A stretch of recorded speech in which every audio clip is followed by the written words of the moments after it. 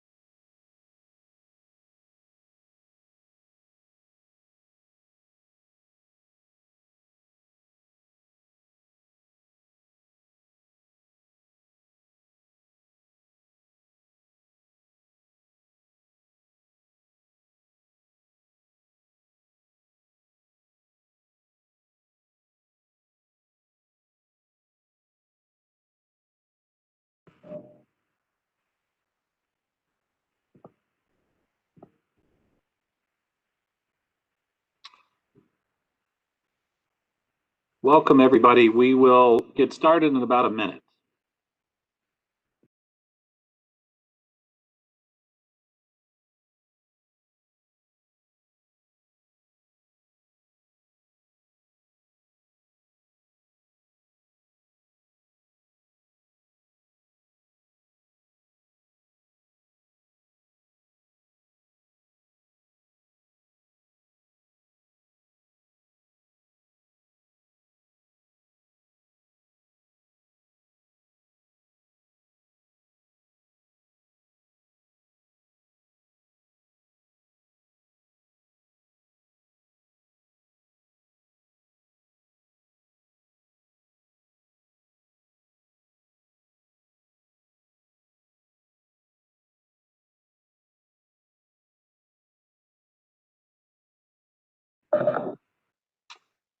Okay, let's go ahead and get started. Welcome everybody to this town hall meeting for the Hunter Mill District.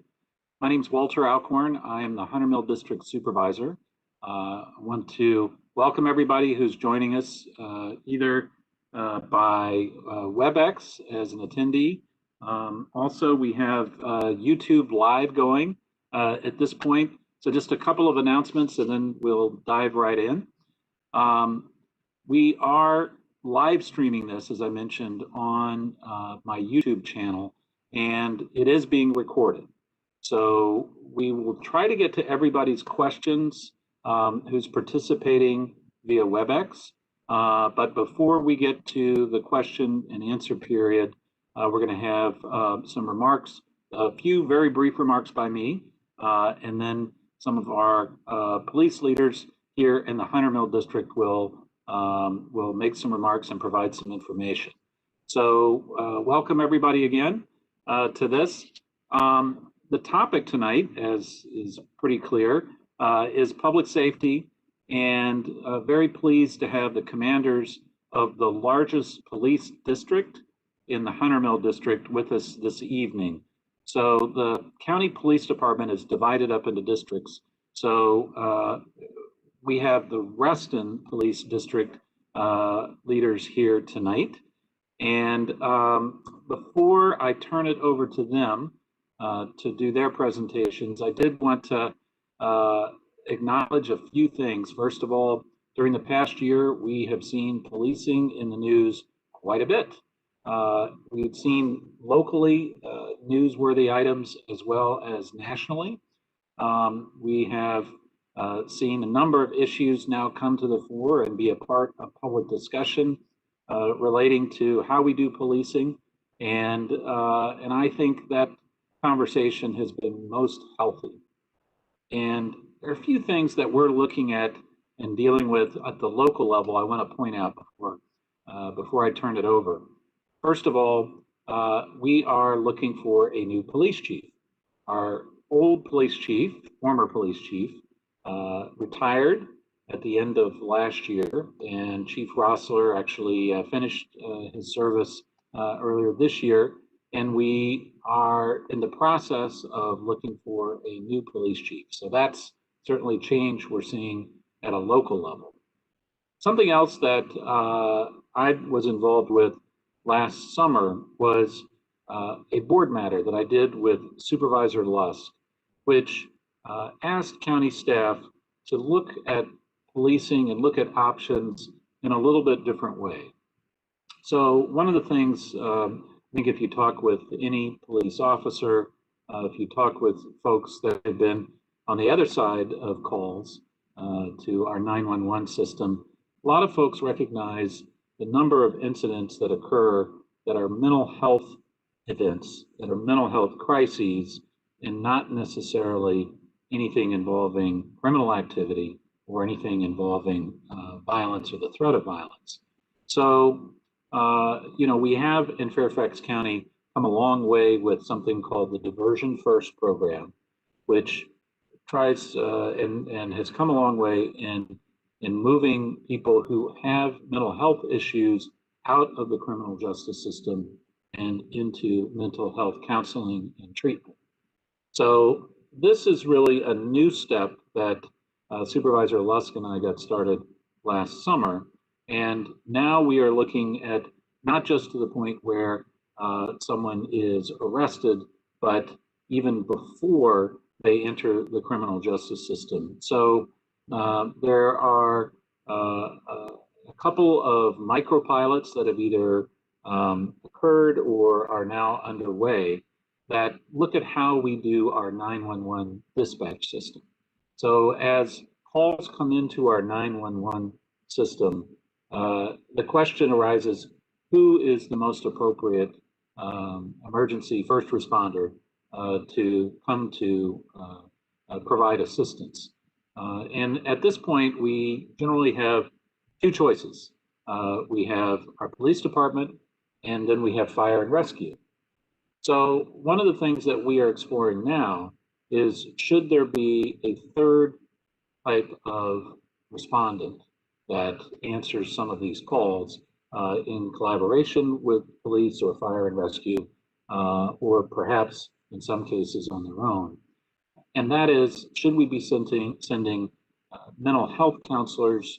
Should we be sending folks who are experienced in to deal with these types of mental health or behavioral crises, and perhaps able to approach these in a little bit different way other than either fire and rescue or our uniformed police service would on their own? So this is, I think, a major step forward in terms of appropriately calibrating Fairfax County's services that it provides to its citizens who experience these crises. So this is something I'm looking forward to additional work and piloting done to figure out what might make the most sense for us here in Fairfax County. So with that long introduction, a little longer than I thought I was going to be, let me now turn the microphone over to our own Captain and welcome and thank you. And Captain, after we hear from Captain Purnett, we're going to hear from Lieutenant Mark Mitchell. So I will be here, and be ready when we get to the Q&A part, and I'll explain how folks can participate in that when we get there. But for now, Captain Purnett, the floor is yours. Thank you very much, Supervisor Alcorn, and thank you everyone for joining us at home tonight. I'm very honored to have this opportunity to present to you. I want to start first by introducing myself a little bit. I actually started my career with the Fairfax County Police Department in July of 2000. I graduated from the Academy in July 2001. My first assignment was the Reston District Station. I spent 6 years here as a patrol officer and ultimately as a detective focusing on domestic violence cases. I eventually went on to the Major Crimes Bureau, where I served as a child abuse and child exploitation detective. In 2012, I elected to take a supervisory route and was promoted to sergeant and subsequently second lieutenant. I served as patrol supervisor in the West Springfield and Fairfax District Station. I also did a tour in our Internal Affairs Bureau as an investigator. I then was fortunate enough to be promoted to the rank of commander at first lieutenant, and in that position, I have served as the police liaison commander at our county's 911 dispatch center. And eventually I went to become the assistant commander and then the commander of our Major Crimes Bureau, where we investigate the most serious crimes, obviously, in Fairfax County. I spent about 3 years there total before I came back to Reston, and I've been here since July of last summer, and I'm enjoying being back at my home. Our district station is people always kind of vision the Reston Town Center, but it's obviously a lot more than that. I have a staff of approximately 137 employees. That includes sworn officers, auxiliary volunteer officers, crossing guards, support staff to include crime analysts, police citizen aides, and administrative assistants. So it's quite a large staff, larger than actually most police departments have around the country. Fairfax County is made up of 8 district stations at the moment, but we're working toward a 9th district station down in the Lorton area just because of our size. Reston district consists of 56 square miles total, and that covers addresses in Great Falls, Vienna, Oak Hill, and Herndon. We go all the way up north to the Potomac River, basically touching at Maryland and Great Falls. We go west to Loudoun County, town of Herndon. We even touch the airport, a portion of the airport, I should say. We go all the way east to the McLean District Station, the Fairfax District Station, but we even touch parts of town of Vienna Police Department's jurisdiction. So we're very, very vast with those type of locations. It's important that we obviously have a lot of cooperation with our surrounding jurisdiction police departments, which I'll touch on in just a second. But some points of interest within our Reston District Station where your police officers currently serve you. We have Reston Inova Hospital, we have Lake Fairfax Park, Great Falls National Park, Frying Pan Park, River Bend County Park, and Reston Town Center, of course. And now we have the Wheeling Metro Station, which is continuing to expand. And as you all know, Reston in particular has grown extremely vertical in recent years. There's continued growth in Fairfax County and in Reston, which is good for all of us. So we're going to continue to see slightly different changes in some of our police responsibilities as a result of the type of calls for service that we respond to.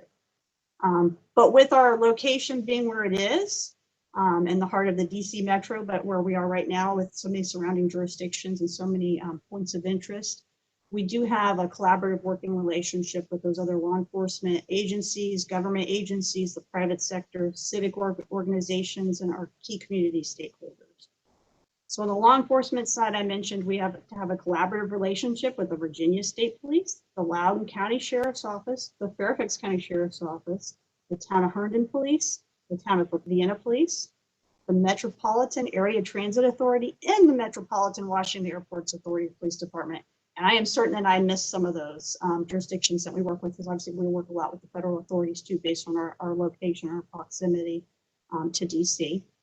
But we maintain a good working relationship with some of our private partners as well, like Reston Hospital obviously has a large footprint here in Reston, the Reston Chamber of Commerce, the Reston Association, Cornerstones, community centers, and I could keep going, but I think you get the point that it's important that we have and establish these relationships, but we continue to nurture them, because it is important not only for the police department, but the entire community that we have these healthy working relationships. And I feel like Reston, we really do a good job with maintaining those relationships.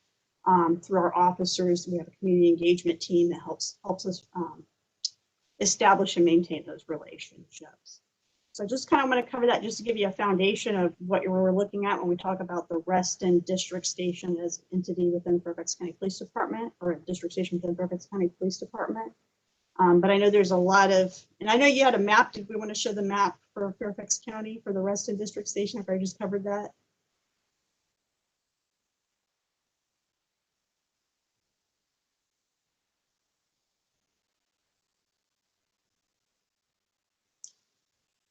No? Okay. I'll keep going. I'll keep going. So there's been a lot of questions, obviously, in particular about some of our crime trends.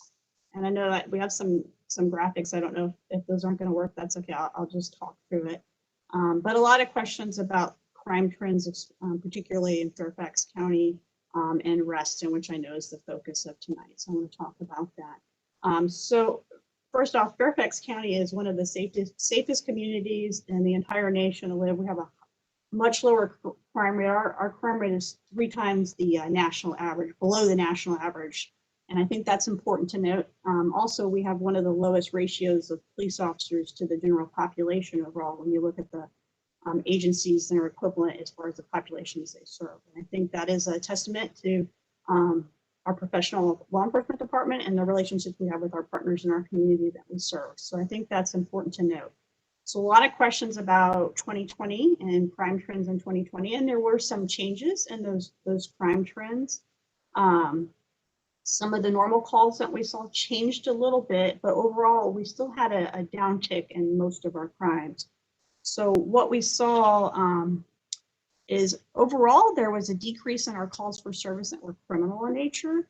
The calls that we would consider service calls went up slightly, and service calls include things like those mental health calls, and I know Supervisor Alcorn just mentioned, we did see an increase in some of those calls for service where we were responded to those scenes. But they can also be other calls of nature that we call service, like alarm calls. Those would be a service call. Our traffic enforcement overall went down in 2020. Obviously, there's good reason for that. Less people were driving because a lot of people were teleworking. But also we were creating that distance too for everybody's safety, just like everyone else was doing in the nation. So you saw a little less traffic enforcement, but there was also a lot of less traffic activity. We actually had a decrease in DWI fatalities in the Reston District Station in 2020 as compared to previous years. Less people were driving, less people were drinking and driving. So that's all good news. The type of calls though that did increase, I know there's a lot of concern about weapon law violations, and those could be like brandishing type calls. So we did see a slight increase, and I have those numbers. The difference between 2019 and 2020. In 2019, we had a total of 455 weapon law violation type calls for service, and this is countywide. This is not Reston specific. In 2020, it was 518. So there was an increase there. Which is something, and I can go into some initiatives that Reston in particular has done to help address those issues.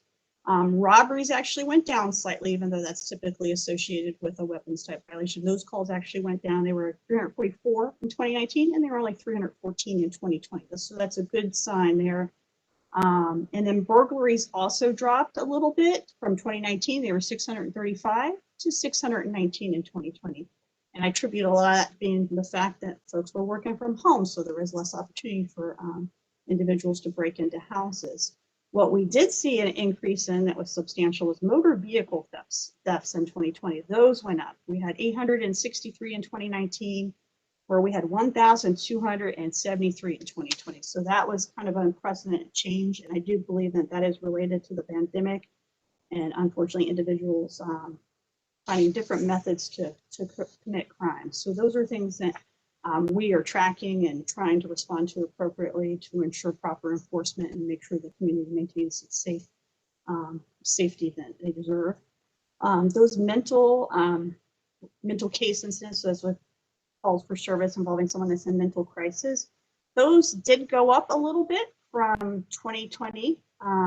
From 2019 numbers, I should say, to 2020, we did have a total of 5,000 in 2020, where a previous year we were at 4,715. So we did see a slight uptick in that.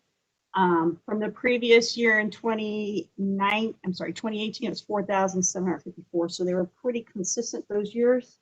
But the previous year in 2017 was 4,294, and going back to 2016 is 3,763. So they've been trending up kind of for several years now, and I know there's been a lot of effort to have better options, better services available throughout the Commonwealth of Virginia, and I expect to see that continue. But for 2020, I do think some of those extra calls and service were related to the fact that individuals weren't able to get their normal service provider contact that they had prior years due to the pandemic, due to telehealth being implemented and other things. It just made things a little more complicated. Plus, 2020 was a stressful year for all of us. I know it's stressful for me. So I'm certain that contributed to some of our increased calls for service.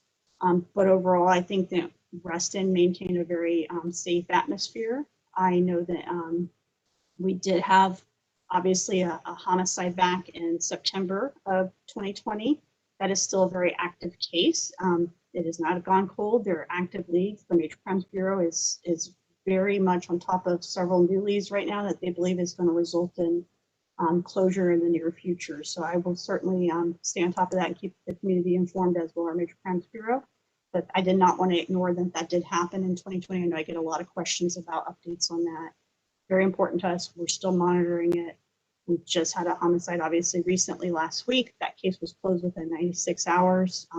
Very pleased with the work that was done by law enforcement investigators on that. And I expect the same type of closure coming soon for our September case. But Reston, I did want to address the community concerns as related to these homicides. And I know we are getting a lot of calls in particular that are causing concerns for sounds of what is gunshots. And that's caused obviously a great deal of tension.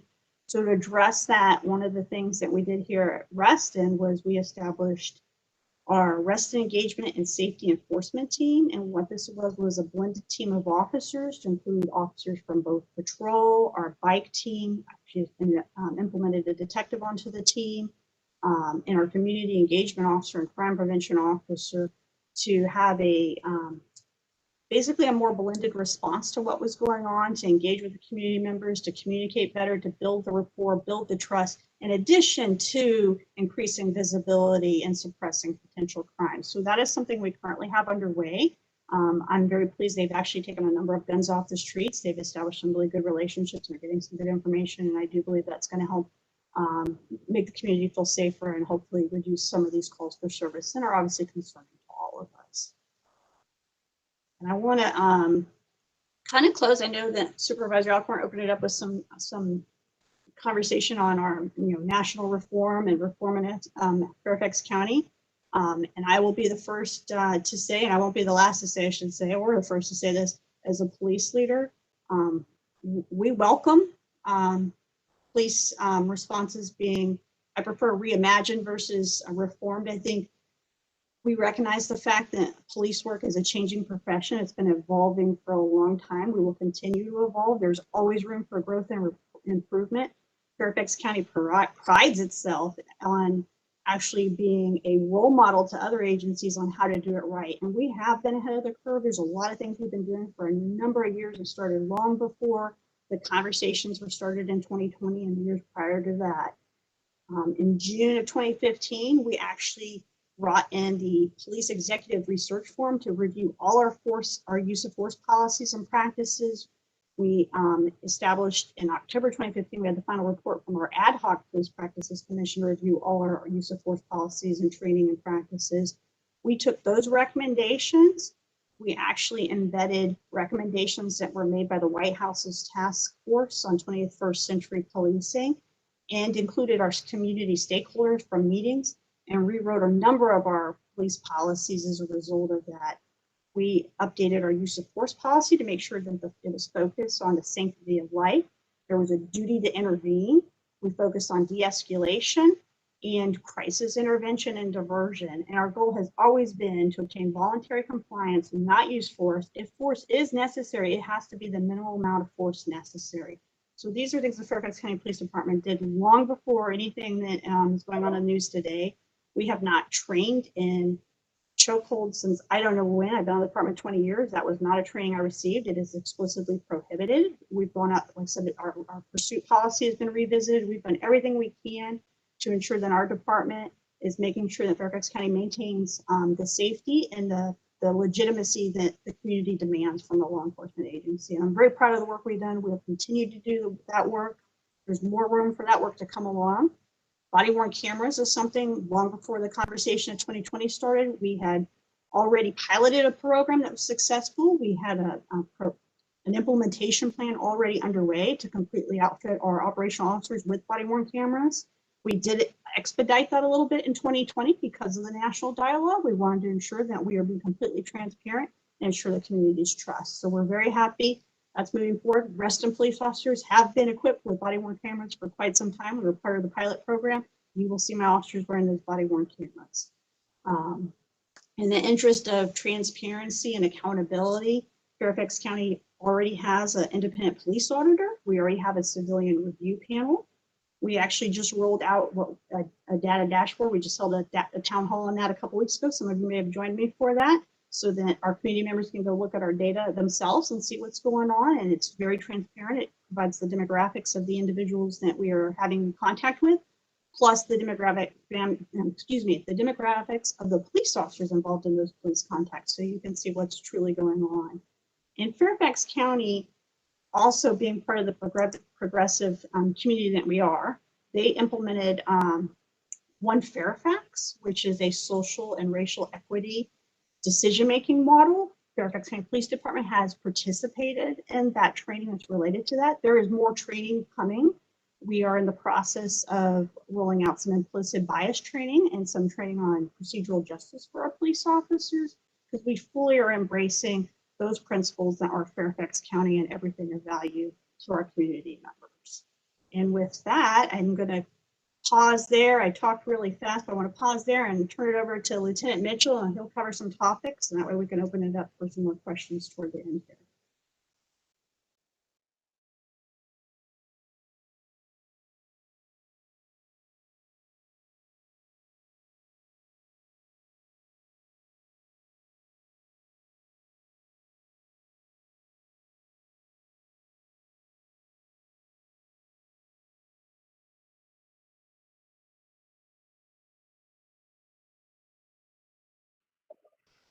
So while the lieutenant is, oh, there we go.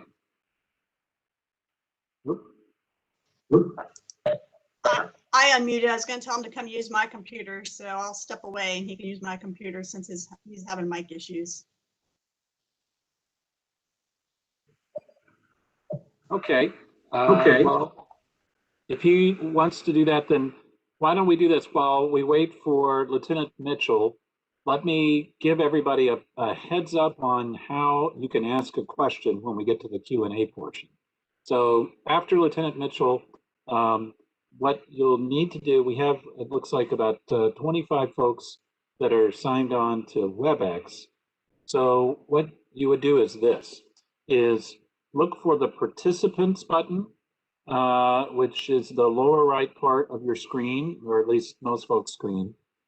Click on that, and that brings up the list of participants. And you should, in the bottom right-hand corner of that box, see a little tiny hand. And that's right next to, gosh, I guess a megaphone and an exclamation point.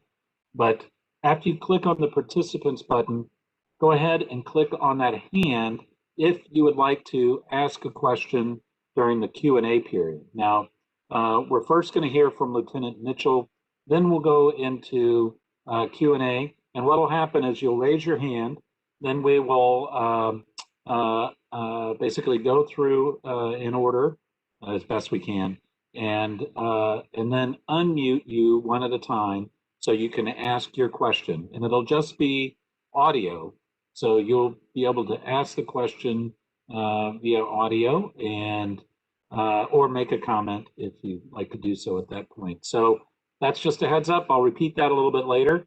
And Lieutenant, the floor is yours. The floor is yours. Sir, I think I am ready to go. Does everyone hear me now? Okay, perfect. First of all, I apologize to everyone for the technical difficulties. Obviously in a COVID environment, we still want to be very much engaged, but from time to time we run into issues like this. So I definitely apologize. First, I definitely just want to thank you for taking time out of your busy lives, busy schedules, right? Because there's always something going on in 2020 and now 2021. Where, we seem far removed, but at the same time, very close meaning we've got to stay engaged. We've got to stay connected, especially as your police department.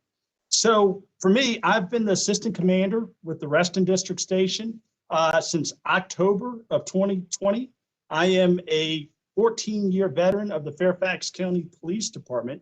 Prior to joining the police department, I attended George Mason University, where I graduated with a Bachelor's of Science degree in Administration of Justice. I actually lived on campus then. I'm originally from the Richmond, Virginia area. So, I've always kind of been familiar over the years with Northern Virginia, but it wasn't kind of until the end of college. Of course, you major in something that you tend to enjoy. So I've always kind of had that thought process of, hey, I kind of want to go into law enforcement. I think this is something that I really want to do, and kind of looking around at the other jurisdictions in this area. I'm sure my other fellow law enforcement partners will say there's probably some bias, right? But I felt confident that Fairfax County was the best place for me to embark on a law enforcement career. So for me, I've had an opportunity to kind of jump around pretty aggressively over the last 14 years. I really feel that my heart and soul is in patrol operations. Reston is actually my 6th district station that I've had the opportunity to work in.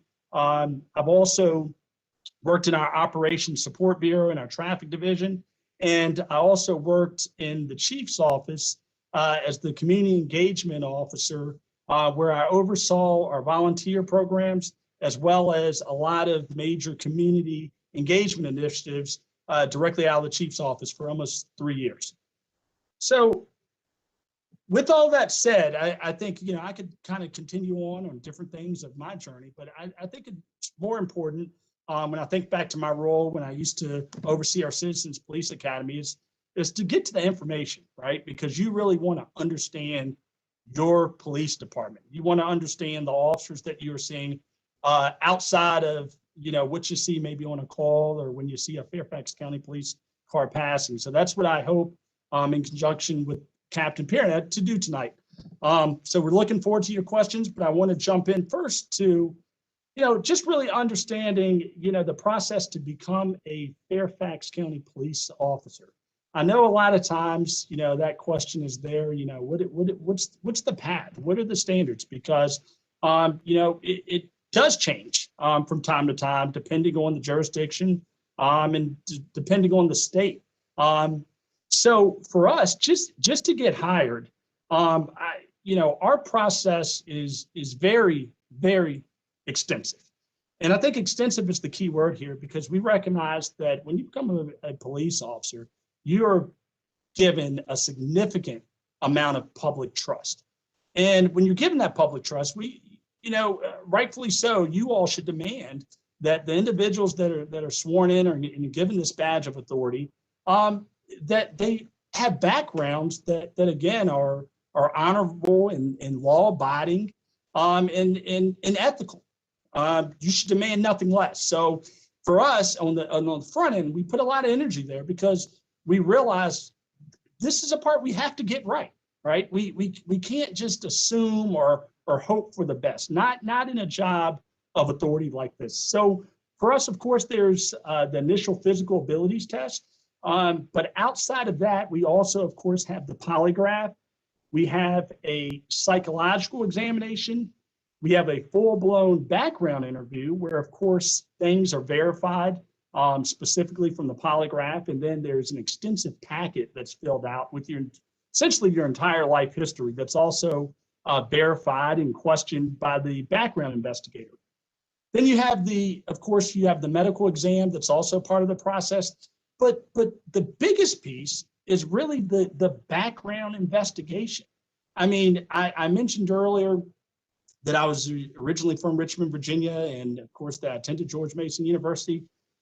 You understand that that's a very big part of the background investigation, where our background investigators are going to go back to the area where you were raised. They're going to go to the university that you attended, or your coworkers, because your neighbors, and not just the individuals that you list in the packet, right? Because it's easy to do that, to list individuals that you think that are going to say good things about you in a good light. No, they want to also speak to the friend of the friend, the family member of the family member, to just really ensure that we're getting a holistic picture of the applicant and the background.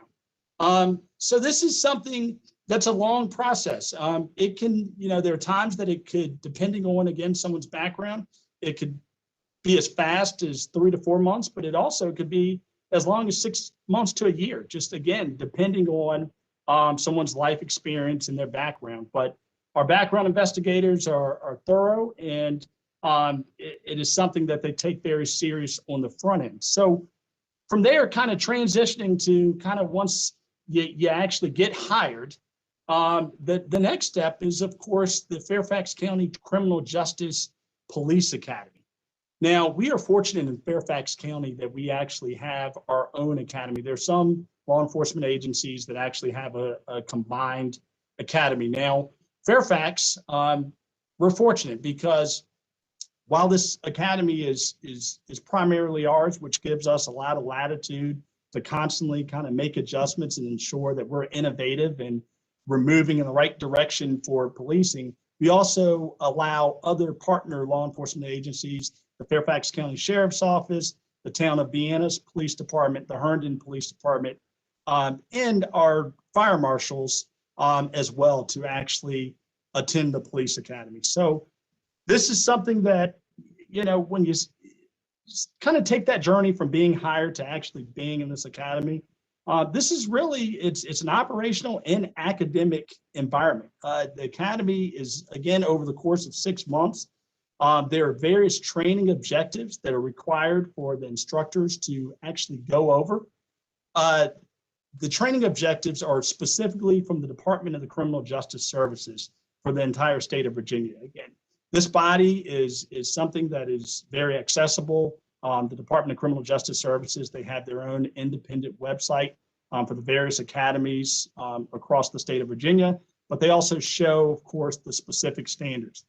These standards a lot of times are anything from, again, driving training, use of firearm, as far as firearm qualifications and training, studying as far as legal issues, investigations, communications, patrol operations, just an extensive list of various instructional topics that new recruits are required to study for and successfully pass the test before they can continue to advance in the academy. In regards to our firearms training, that is a 2-week period within the academy. We also have our driving training as well, where, again, we're fortunate we have a very large police track where we can kind of do state-of-the-art training, as well as, of course, our firearms trainings. That's a 2-week period as well. And then finally, the third component of, I should have mentioned it earlier, our breakout period, is our defensive tactics training. This is, again, where we really study the use of force, and we really get exposed to our different tools, such as the use of OC, and really ensure that we kind of set that foundation for appropriately using the level of force that's necessary, and really understanding when we are required to effect an arrest on the course of our duties. Once you've gone through the 6-month police academy, again, before you can officially graduate, we do have an obstacle course that's also required by DCJS. We have a half-mile run as well that has to be completed at the end. And then finally, a state certification exam that is required for all recruits to successfully pass before they can graduate from the Fairfax County Criminal Justice Academy. Now, I already mentioned the hiring process. Then I mentioned, of course, 6 months of a police academy. So you would think, okay, ready to go, right? Ready to police in one of our 8 districts. Not quite, almost there. You can wear at that point an official Fairfax County Police uniform. I know a lot of former recruits laugh and they recall that transition and journey from the recruit uniform into the official police uniform. But once you get that police uniform, the learning doesn't stop, because quite frankly, this is no longer scenario-based training. This is real life. This is where officers now are truly responding to community members in need. So from there, they transition into a 40-day FTI period. During this FTI period, there's actually a primary FTI and there's a secondary FTI. And these officers now have to specifically apply what they learned in the academy in conjunction with also, of course, the continuation of our general orders, and our SOPs, to really be sure that they can now implement the training that they received in a real world setting. It's a situation where the FTI is constantly looking at them, critiquing, and providing feedback, and there's written documentation on performance. And I think this is kind of a critical piece because, again, in an academy environment, it's very easy to say red light, right? And that's when we know, okay, stop, let's kind of slow down and look at everything again. Again, in a real world setting in this FTI period, there is no red light. This is actually true police work. So again, it's another continuation of us being thorough and ensuring that an individual is ready to be a police officer within your police department. So once that is done and that FTI period is successfully completed, it has to be signed off on by one of the station commanders. There is still a 1-year probationary period where that officer is cut loose and operating, on their respective shift. That could be the day work shift, the evening shift, or the midnight shift. But again, there is still that level of scrutiny to just ensure that they are being responsive to training and are being effective out here as an independent officer. Now, in addition to the journey of applying, the journey of going through the academy, the journey of getting through the FTI period, eventually we hope and we're confident that that new officer is going to become a senior officer, right? A 5-year officer, a 10-year officer, 15-year officer. And I can tell you in Fairfax County, we don't become complacent at that point because we believe in yearly training. That's a requirement for DCJS, and we do in-service training twice a year. Various things come up over the course of the year. When we do the in-service training, for instance, we yearly have to do our firearms qualification.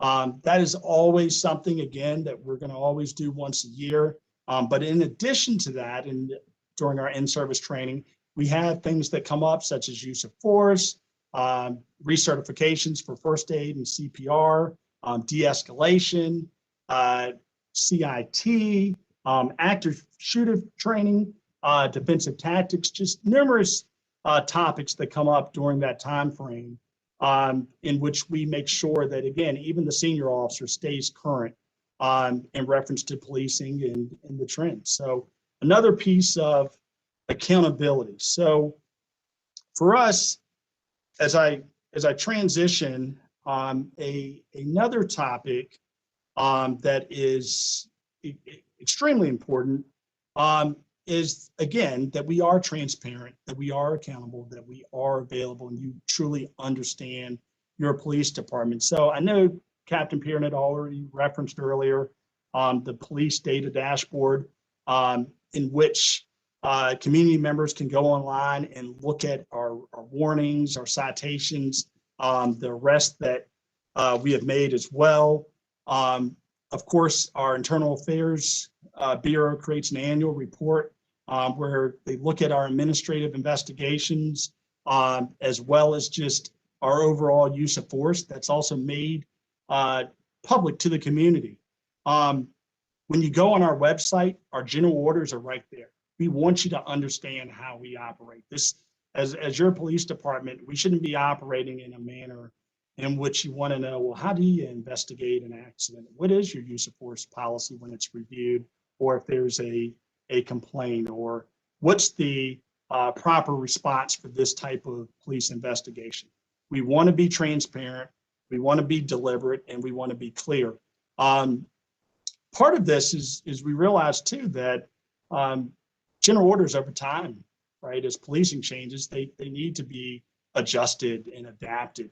And I think part of that adjustment and part of that adaptment that does happen from time to time is when we, as an agency, what we kind of pride ourselves on is a co-production model where the information is available to the community, and the community has an opportunity to, whether through meetings, whether through direct police contact or different ways of engagement, to truly give insight and input as we continue on with our general orders and policies, again, in a new age of policing.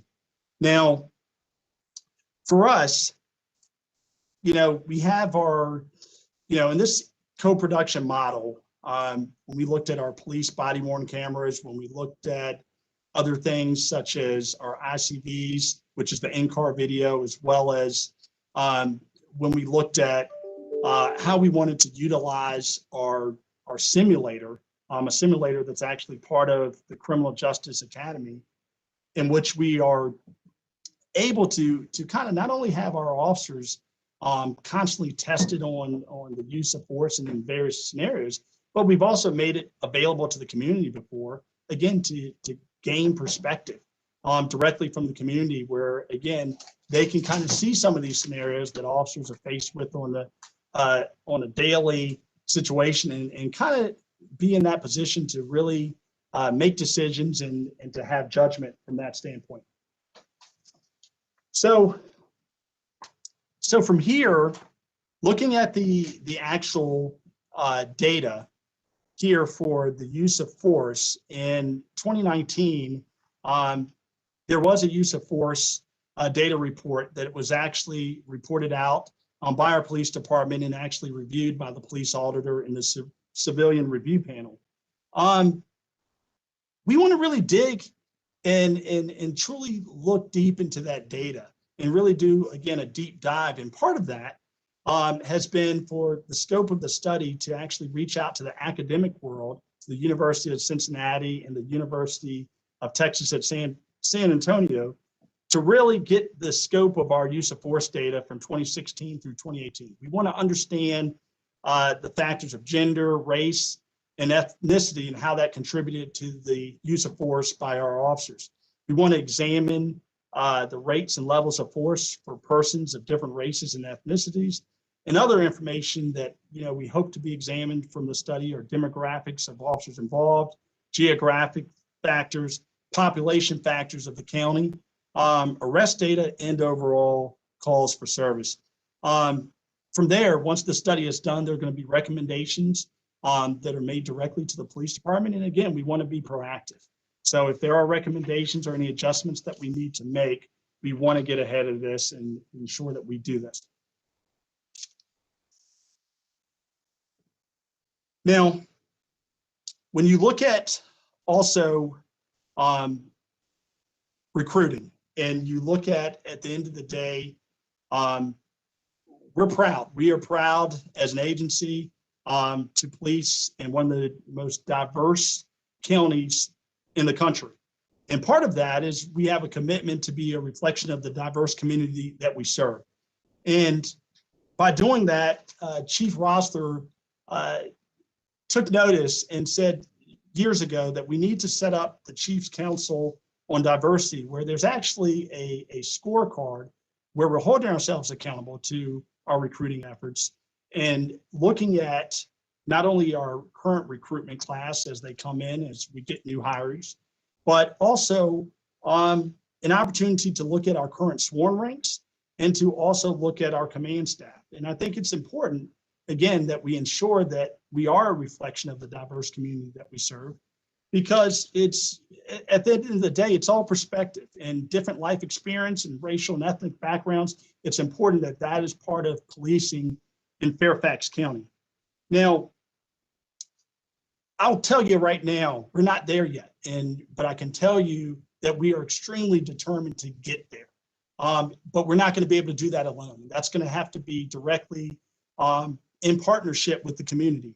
There are ways and things that we're doing now. We have our Teen Police Academy, our Future Women Leaders in Law Enforcement program, our Police Leaders of Tomorrow program, and our Public Safety Cadet program, where again, we hope to develop potential candidates into the pipeline where they are exposed to policing, and we can have a level of mentorship for potential applicants that potentially maybe wouldn't be comfortable pursuing a law enforcement career in the past. We want to break that mold, break that barrier, and make sure that this is a profession that continues to be inclusive.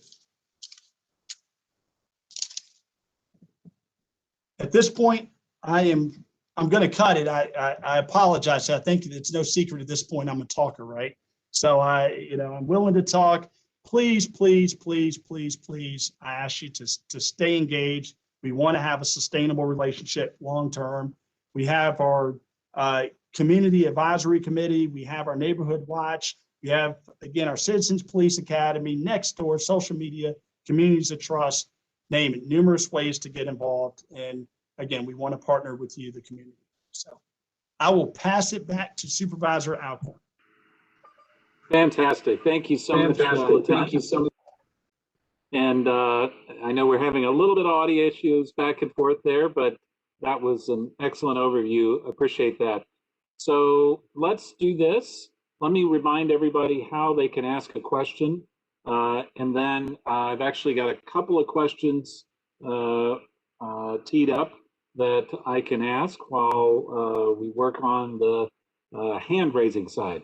So if you're on WebEx and you would like to ask a question, click on the participant button in the bottom right of your screen, and then you'll see a little hand box pop up, and just put your cursor over that hand and raise your hand. Then we'll be looking to see folks that have do that and have a question or a comment they'd like to make, and then we will unmute you. So then let's do this. While people are figuring out that system, let me ask this question. Yes, good. Captain is back. So, Captain, what steps are underway to strengthen the relationship between police and the community?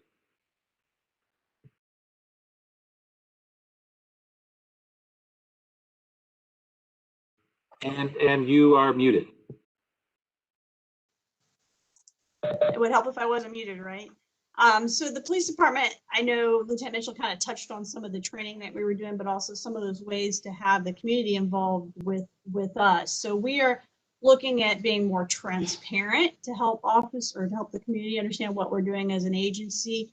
We have lots of these, I guess, organizations that we want to participate with the police department. I know Lieutenant Mitchell mentioned several of them, but that's the type of thing that we're hoping to do to continue to strengthen the relationship between the police and the community. Maybe that was a question you were. All right. All right. Thank you. We have a hand up. Let's go to a question, and then we can always come back for additional information as we need to. Catherine, I believe you are unmiked and ready to go. Okay, thank you. I hope you can hear me. I'm on my cell phone.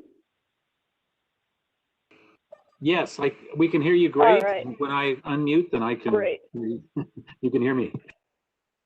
Great, thank you. Yeah, so first, thank you so much, Lieutenant and Captain, for taking the time, and excuse some of the cynicism in this comment at first, but I actually think, Captain, I saw you the other day when I was looking out my window, because I live a couple doors down from where, unfortunately, the murder took place.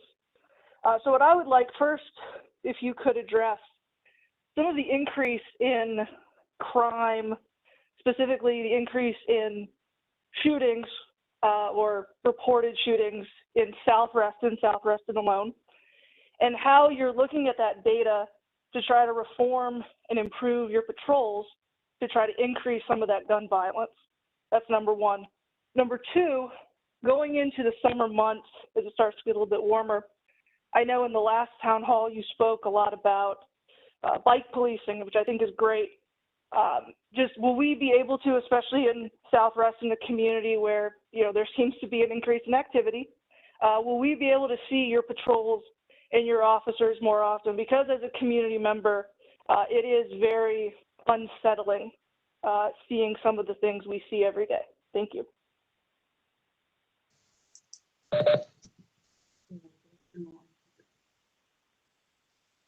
Well, thank you for that question. I understand. I know I kind of referenced that earlier, how unsettling it is for our community members.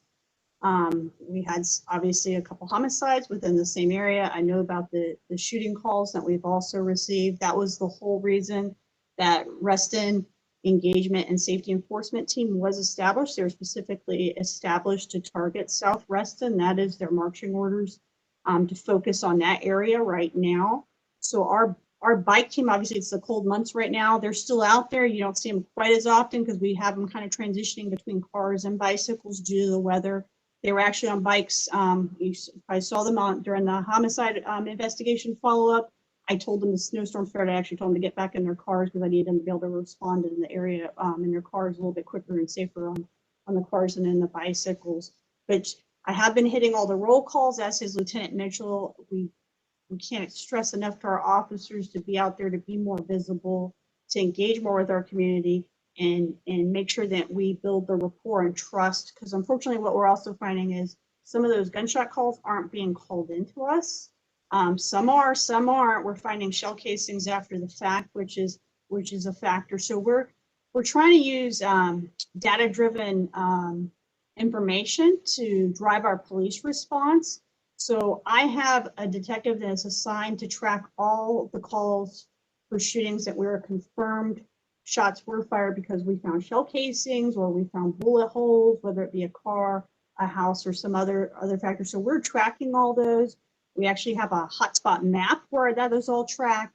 I have a crime scene detective that is also assigned to ensure that all evidence collected is properly processed, to ensure that we can potentially link that to each other if they're relevant to each other, and to link that to other cases in the area. And I know, like I said, we have made a number of arrests, pulled a number of guns out of Reston area. We're continuing to investigate. Those are still active investigations.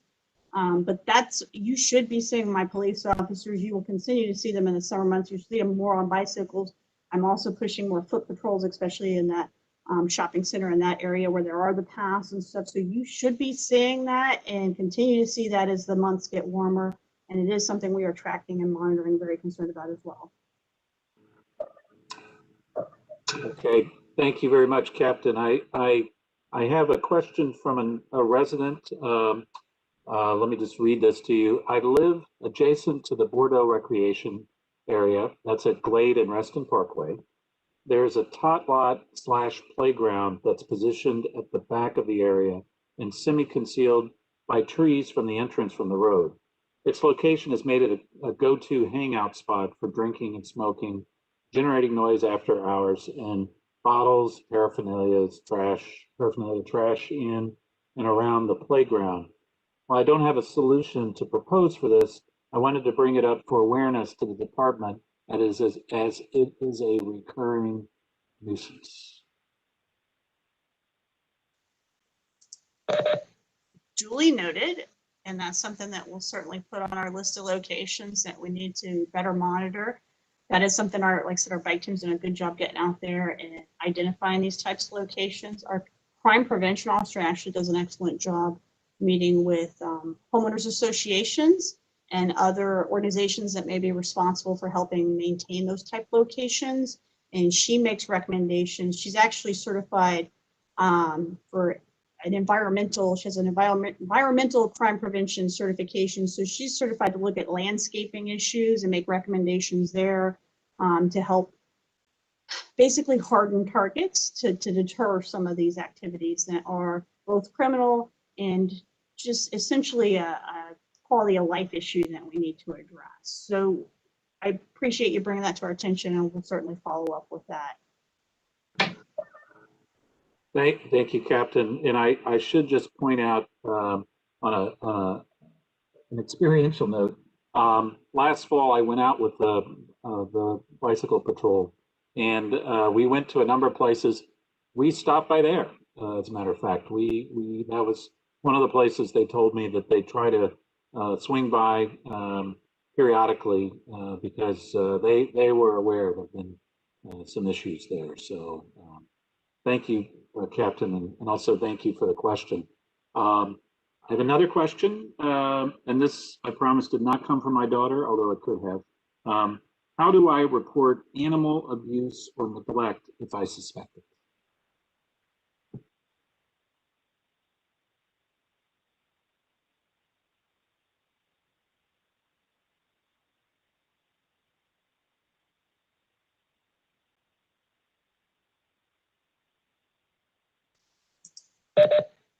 Okay, everyone hear me? Okay. So we are, again, fortunate in Fairfax County that we actually have animal protection police officers.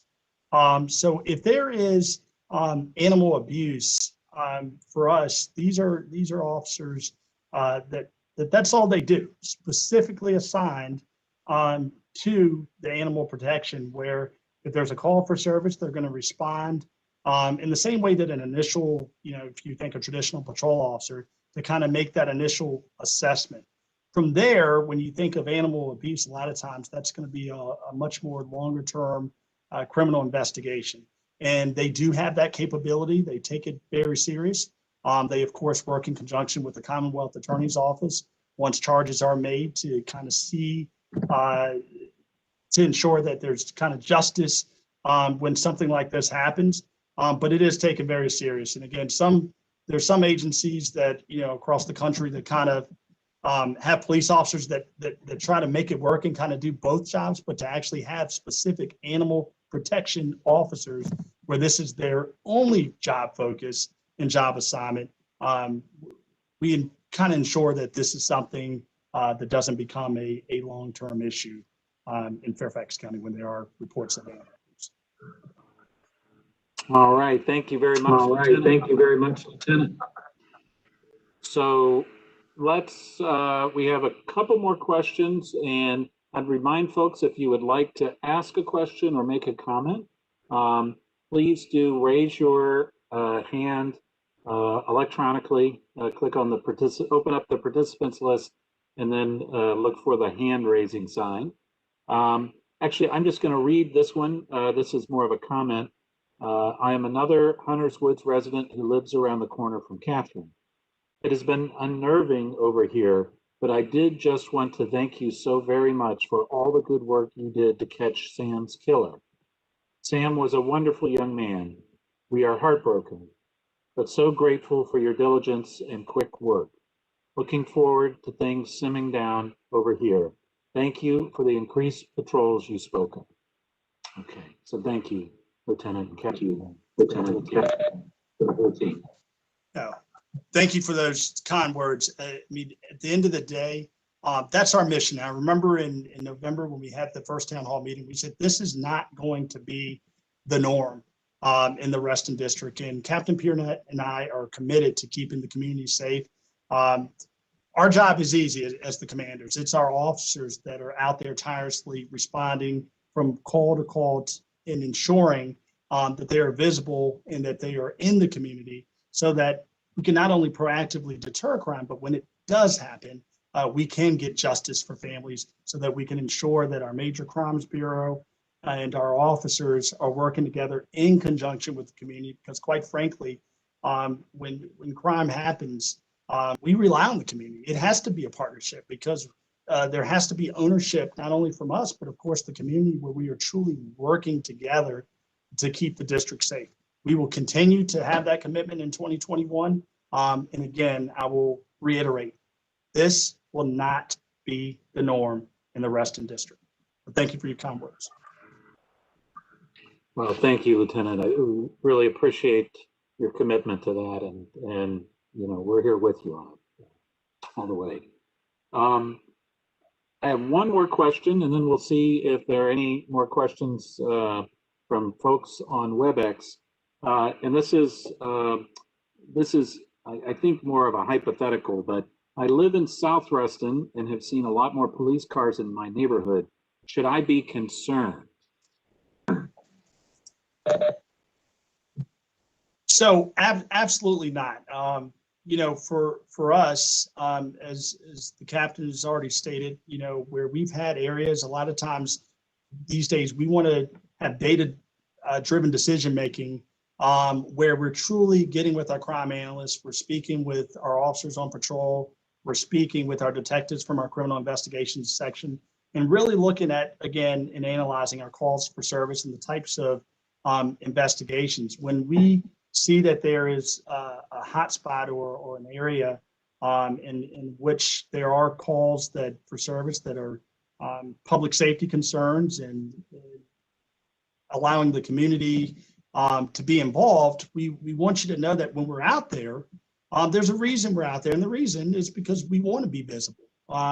We want to be visible not only to potential offenders, those that may do harm, but also to the community, so that to my point earlier where I said a lot of times we can't solve these cases without that partnership, so that you feel comfortable when you see these police cruisers, that you can approach them and say, hey, I have information here, or this is my concern in this area. Can you kind of redirect resources here? We want to be able to do that, because while we are patrolling, we don't see everything, and there's information sometimes that's just not in the data. The data's there, but to actually hear it directly from someone in the community, that's why we want to be visible. That's why we want to be available. And this is probably something I'm confident that you will continue to see, but this is part of our commitment to you as your police department to keep the Reston district safe. Again, will not be the norm.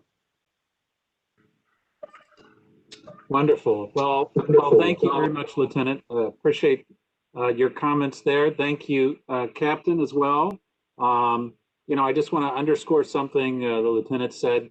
You know, say hi to your officers. Let's, you know, as a civilian, these folks are here to serve and protect, and I want to make sure that that we in the civilian community maintain good relations and a good understanding with our police force. You know, sometimes when a community gets so big that we stop forgetting that we're a community, and let's don't forget that, especially in the Reston district. So thank you very much, officers, for your time, for taking part in this town hall.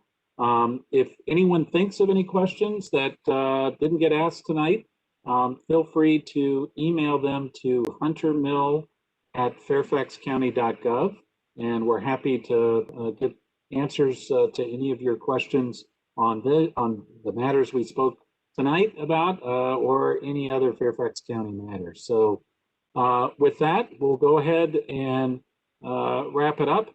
And thank you very much again, Captain and Lieutenant, and thank you everybody who participated and watched the town hall tonight. Everyone stay safe and healthy out there. Have a good evening. Have a good evening. Thank you. Good night.